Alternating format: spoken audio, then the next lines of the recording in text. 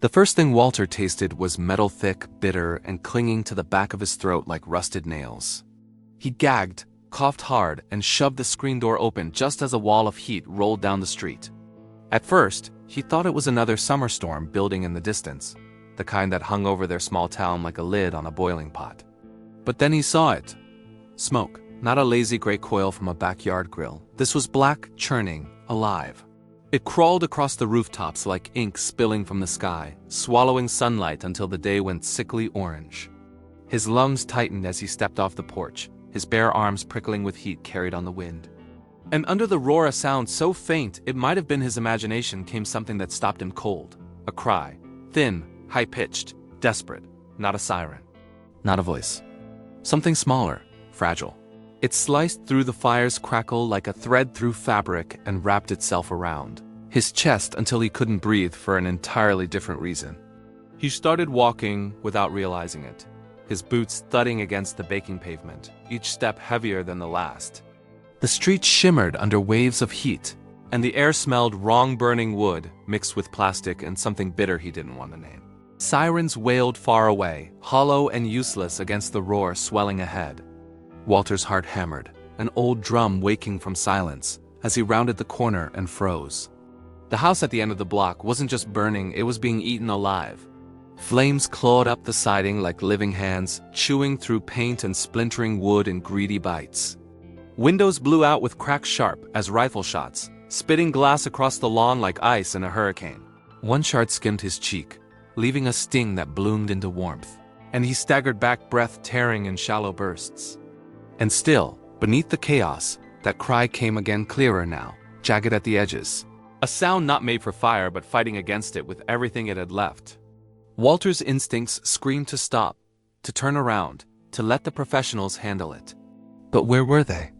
The sirens still sounded far, too far, and in the time it would take for help to come, that cry would vanish into silence forever. He stood at the edge of the yard, sweat cutting tracks through the soot already settling on his skin, and stared at the house.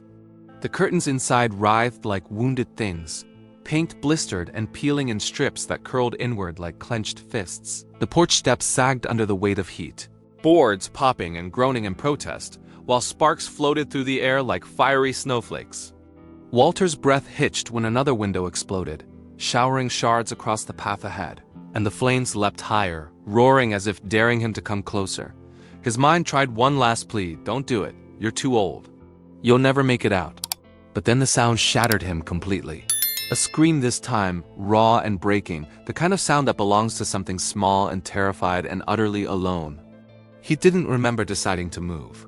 1 second he was frozen, heart thrashing against his ribs. The next, he was running, boots pounding through scorched grass that curled and smoked beneath his weight. Heat slammed into him like a fist, scorching his arms, blistering his lungs with every breath he dragged in. By the time he hit the steps, his shirt clung to his back, soaked in sweat and smoke, and his vision was swimming in shades of orange and black. The boards creaked under his boots, sagging in protest, and then, without warning, the porch screamed. A deep, splintering groan that made the hair rise on the back of his neck. He looked up just in time to see the roof bow inward, a jagged crack racing across its spine. If it fell, the doorway would vanish, buried under a wall of burning wood. Walter lunged for the knob, yanking his shirt up to shield his hand.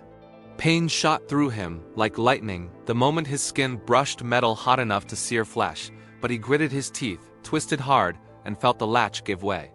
Smoke punched him in the face like a wall of fists as the door swung inward, heat sucking the breath straight from his lungs. For a fraction of a second, he stood there, one foot inside a world of fire, the other still clinging to safety, his body trembling with the weight of a decision that could kill him. Behind him, the yard swam in distorted sunlight.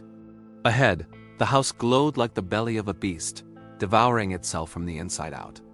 And from somewhere deep in that hell came the cry again, not a sound this time, but a plea, thin as a thread, pulling him forward. Walter braced himself, breath tearing in shallow bursts, and stepped into the dark. The door slammed behind him with a force that rattled his bones, and then the porch roof came down with a scream that shook the ground like thunder. The heat hit him like a furnace door swinging open, a blast so violent it stole his breath and left his throat clawing for air. Smoke clawed into his eyes, burning until the world turned into a smear of orange and black. Walls flickering like a fever dream. Walter yanked his shirt up over his mouth, but it barely helped. Each inhale scalded his lungs like molten glass. The floorboards groaned under his boots, radiating heat so fierce it felt alive, biting through the worn leather and licking at his solace. Somewhere above, the ceiling cracked with a sharp report. A sound that told him the house wasn't just burning, it was collapsing. And under it all, that sound came again. A cry, thin and jagged, trembling on the edge of silence. It speared through the chaos, homing in on his bones, a voice that wasn't human but felt more urgent than his own heartbeat. He dropped low, remembering some half-forgotten advice: stay down. Smoke kills faster than fire, and crawled forward on hands and knees, the boards scorching his palms raw. Each movement was agony, the heat wrapping around him like a predator, pressing closer, hungrier. He squinted through the rolling gray, eyes streaming tears that boiled against his cheeks, and scanned for any sign of life. Furniture lay gutted and blackened, chairs tipped on their backs like fallen soldiers, a table split clean down the middle. Flames gnawed at curtains that whipped and snapped like wild flags, spitting sparks across the floor in sprays of gold. Every nerve screamed to turn back, to get out before the house sealed his fate in ash, but then the cry came again. Louder now, brittle and breaking, as if the tiny throat that made it was unraveling one note at a time. Walter gritted his teeth and crawled faster, shoving aside debris that blistered his hands on contact. When he saw it, the air punched out of his lungs. At first, he thought it was debris, some charred scrap left to burn, but then it moved jerked. Really, and the truth landed with the weight of a hammer. A cat, white, or what used to be white, now smeared in soot and streaked with ash. Its eyes green, glowing like shards of broken glass fixed on him through the haze, wild with terror. But it wasn't free. Not even close. Rope lashed around its body, biting into the soft flesh of its belly, pinning it to the leg of a chair already blackened and groaning under the fire's teeth.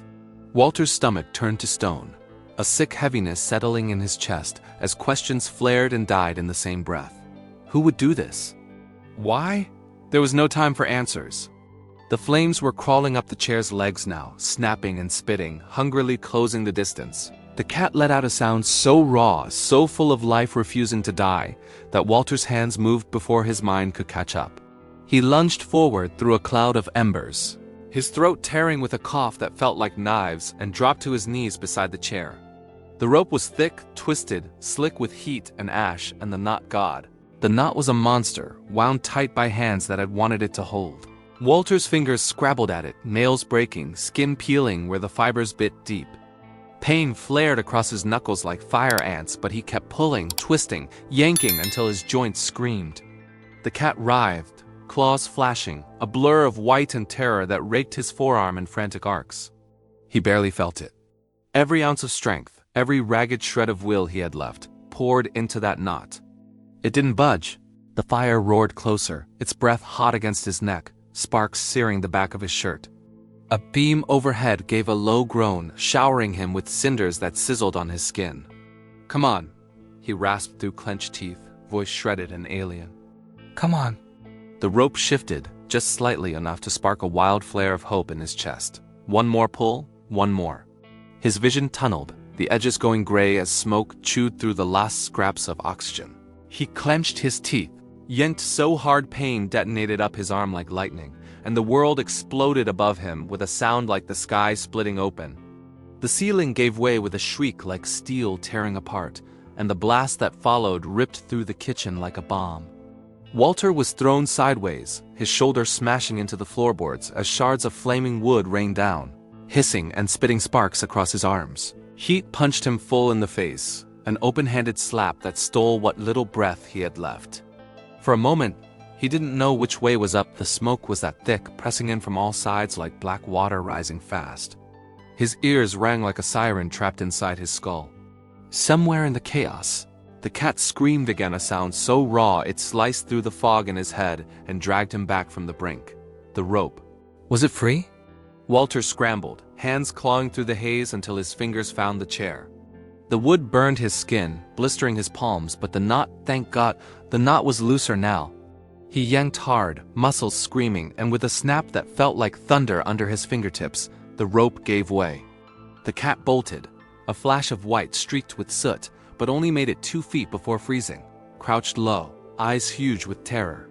Walter crawled after it, dragging himself across a floor that scorched his knees through denim, lungs heaving for air that didn't exist. The fire wasn't just around them now, it was above, chewing through the bones of the ceiling, raining fiery debris that hissed and sizzled where it fell. A beam landed so close it scorched his boot, sending a burst of heat up his leg like a blowtorch. He grabbed the cat, tucking its trembling body against his chest, and staggered to his feet on legs that felt like paper about to tear. The world beyond the kitchen was a tunnel of fire. Flames licked the walls, twisting and writhing like serpents drunk on destruction, and every breath Walter sucked in scraped like razor blades. He stumbled through the wreckage, his shirt now clinging wet to his skin, but not from water sweat mixed with smoke and blood where splinters had bitten deep. The back door loomed ahead like salvation, glowing faintly through a curtain of black, and he lunged for it with the last scraps of strength left in him. His shoulder slammed into the wood, the jolt nearly knocking him to his knees, but the handle held firm, locked, or maybe swollen shut from heat. Walter cursed, a raw, guttural sound that shredded what was left of his voice, and hit the door again. Once. Twice. The frame shuddered but didn't give. Smoke closed in tighter, a living, suffocating thing clawing its way down his throat until every gasp was a knife. The cat pressed against him, its tiny heart thrumming like a trapped bird, and something fierce lit inside Walter's chest. Rage. Not at the fire, but at the thought of failing. At letting this life, so small and so scared, end here because of him. He spun, eyes scouring the walls through the blur of tears and heat, until he saw it, a window, sagging under a spiderweb of cracks. Glass drooled down in molten beads, but behind it, daylight glimmered like water at the bottom of a well. Hope, or the illusion of it. Walter staggered toward it, each step tearing through muscles that had forgotten how to run years ago. The floor groaned beneath him, softening underfoot, and he knew that at any second it would give.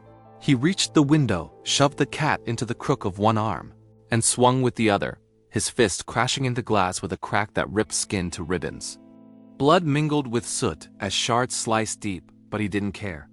He hit again, and again, until the world narrowed to the sound of breaking glass and the fire's hungry roar closing in like a beast. A jagged hole gaped wide enough to breathe through, then wide enough for something more. He shoved the cat toward it, its body wriggling through, vanishing into the promise of light, and then froze when the sound hit him. The floor screamed. A sound so deep, so primal, it vibrated through his bones. The world tilted. Boards ripped free like teeth from a jaw, and before he could move, before he could even curse, the floor vanished beneath him. Walter plunged into darkness with the taste of smoke on his tongue and fire clawing at his heels. The impact drove the air from his lungs in a brutal rush, a soundless gasp swallowed by smoke. Walter hit hard, shoulder first, the shock detonating up his spine like a lightning strike. For a heartbeat, there was only black, thick, choking absolute. The fire above roared like an angry god, raining cinders through the jagged hole he'd fallen from. Heat rolled down in waves, searing his skin, and the stench of burning insulation clawed into his nostrils until bile surged up his throat. He tried to move. Pain answered first, a tearing fire in his ribs that made his vision strobe white. Something was broken. Maybe 2 things. Didn't matter, because then it hit him the cat. He jerked upright, hacking, coughing, eyes streaming against the smoke that filled the cellar like rising floodwater. His hands scraped through debris-splintered boards, a rusted pipe until he found a flicker of movement in the gloom. There, wedged between a fallen beam and a mound of shattered plaster, a trembling scrap of life streaked gray with soot. Walter scooped it up, clutching it so tight the tiny heart thudded against his palm like a terrified drum. It was breathing. God, it was breathing. A sob ripped through him, raw and ragged, but the moment was short-lived. Overhead, the floor groaned again, and a fiery tongue of flame licked through the hole, spitting embers like bullets. The house was coming down piece by piece, minute by minute, and they were in the coffin it was digging for itself. He spun in the darkness, frantic eyes clawing for an exit. Nothing but walls, stones, sweating heat, shelves vomiting jars that shattered under the fire's advance. There was a window, half buried behind a tangle of debris, no bigger than a crawl space and choked with grime. Walter lunged, the cat pressed tight against his chest. Every step through the wreckage, sending knives of pain through his ribs. His foot snagged on something, a wire, a pipe, and for a sickening second he pitched forward, barely catching himself with his free arm. His hand landed in glass. Blood slicked his fingers, dripping hot as the air around him, but he didn't stop. Couldn't. He dropped to his knees at the window, shoving debris aside with a strength dredged up from the bottom of his soul. Smoke boiled thicker now, turning the world into a blind, suffocating void. Each breath burned, his body screamed. But the cat's heartbeat, wild, relentless, was the only drum he followed. He smashed at the grime-streaked pane with his fist, pain detonating up his arm as cracks spider-webbed across the glass. One hit. Two, a third, and the window gave with a shriek, vomiting shards that bit into his forearm. He hardly felt them. Cool air kissed his face, thin but real, tasting of life. Walter shoved the cat through first, feeling its tiny claws catch on his sleeve before vanishing into the gray light outside. Relief buckled his knees, but it lasted less than a breath. Because then the ceiling above split open with a roar that rattled his bones, and the world came unstitched. Beams fell like battering rams, firestorming through the black, and one slammed into the floor inches from his legs, spewing sparks across his back. The blast of heat was so violent it ripped the scream from his throat. He had one chance. One. Walter rammed his shoulders through the jagged hole, flesh tearing where glass bit deep. He clawed with bleeding hands, dragging his body through an opening made for something half his size. The world outside glowed like salvation, but it felt miles away as flames licked his boots, heat blistering his calves. His breath came in jagged gulps, head spinning, ribs shrieking with every pull. Then suddenly air, fresh, cold, sweet as rain. His chest exploded with it as he tumbled onto the grass, the earth cool and solid beneath his shredded palms. For a moment, he lay still, the world tilting in slow, dizzy spirals until a sound reeled him back. A soft, shaking mule. He rolled his head, and there it was. The cat, alive, crawling toward him through the ash, its fur scorched, but its eyes bright as shards of emerald in the soot. Hands grabbed him then, voices barking. "We got him, he's out." And the chaos of boots and hoses and steel filled his ears. Oxygen kissed his mouth through a mask, cold and sharp, and light flooded his blurred vision.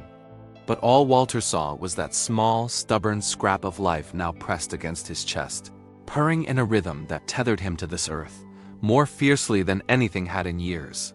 Hours later, wrapped in a blanket on the tailgate of an ambulance, Walter cradled the cat like an ember pulled from a dying fire. Its warmth seeping into the cracks of him he thought would never heal. For the first time in forever, he wasn't empty. He was burning not with loss, but with something new. Something alive. He lifted his eyes to the smoke-stained sky, where the stars had begun to pierce the darkness, and whispered into the night, "You're safe now." The cat stirred, pressing its head against his chest as if it understood. And in that fragile moment, Walter knew the truth: he hadn't just saved a life. He'd found his own way back from the flames,